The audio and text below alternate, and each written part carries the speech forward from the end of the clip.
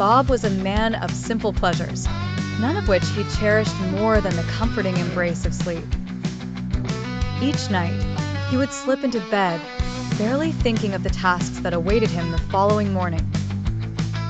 He worked at an office, the specifics of which barely interested him.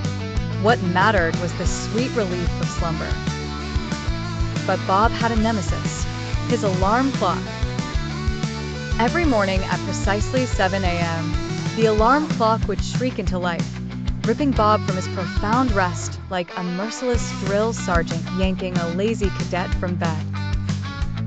Bob believed the clock had a personal vendetta against him. The clock's vengeance began after Bob had accidentally spilled coffee on it one hectic morning, causing it to short-circuit briefly. Ever since that incident, things hadn't been the same.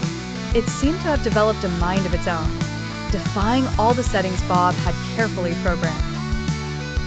The device now saw him as a lazy adversary needing discipline. It would buzz at odd hours, scream with increasingly irritating melodies, even move itself off the nightstand. Bob was convinced it had become sentient, a soldier in the battle against leisurely mornings. One particularly vexing day, the clock devised its greatest coup. Bob had forgotten to change the time when daylight saving ended, and the clock kept blaring without pause until Bob, bleary and defeated, accepted he had no other choice but to rise and face the early morning threat at 6 a.m. Bob's attempts at mediation had failed miserably.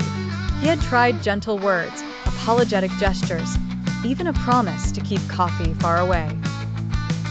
But Bob found his way around it eventually. One Sunday, after a particularly torturous week, he discovered the joy of setting 3 alarms on his phone. And, slowly but surely, Bob won back his slumber. The alarm clock's reign of terror waned.